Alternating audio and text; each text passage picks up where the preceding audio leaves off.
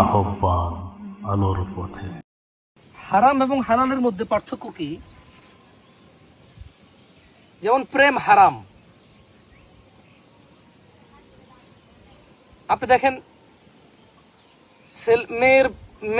মেয়ের ভাই আপনাকে কুপাইতে আসবে, মেয়ের বাপ মামলা হামলা ধমকি দিবে, মেয়ে রাতের বেলা কম্বলের নিচে ঢুকে কথা বলতে হবে, ঘর থেকে বাইরে কথা বলতে হবে, ভাবির মোবাইল, চাচির মোবাইল, বান্ধবীর মোবাইল, নানা মোবাইল, এই জায়গায় পায়ের মধ্যে ট্যাপ দিয়ে বান্ধা রাখবে মোবাইল, দমদমা কানের উপর রাখবে মোবাইল, এক অশান্তি, হারাম। বিয়ের বিষয়টা আসেন,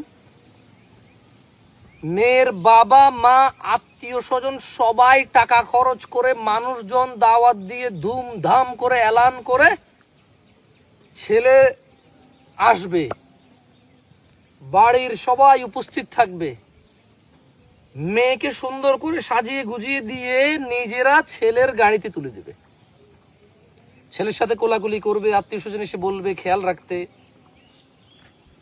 ছেলের মা এবং বাবা আগে থেকেই তাদের বাড়ি তাদের সামর্থ্য অনুযায়ী ঘর দুয়ার সাজিয়ে রাখবে, তাদের থাকার প্রাইভেসি নিশ্চিত করবে এবং তাদের দুইজনের একত্রিত হওয়াতে সবাই আনন্দিত হয়। হারাম আর হালালের এতটাই পার্থক্য। হারাম পৃথিবীতে যদি এত ডিফিকাল্ট হয়, তাহলে আখিরাতে কিয়ামতে এর কি ভয়াবহ শাস্তি থাকতে পারে কল্পনা করে দেখুন। আর হালাল পৃথিবীতেই যদি এত সুন্দর চমৎকার সামাজিক সাবলীল এক শান্তির ব্যবস্থা হয়, তাহলে আখিরাতে এর কি সুন্দর শান্তির ব্যবস্থা থাকতে পারে ভেবে দেখুন।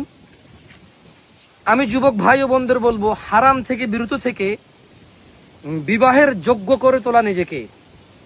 পুরুষ ছেলে নিজেকে এতটুকু যোগ্য করবে, হয় ভদ্রতা, নম্রতা, সভ্যতা, শান্তশিষ্টতা, ইবাদত, আল্লাহ ভীরুতা, যে কেউ ও বিয়ের প্রস্তাব আসলে বলবে যে ছেলে ভালো দেওয়া যায়।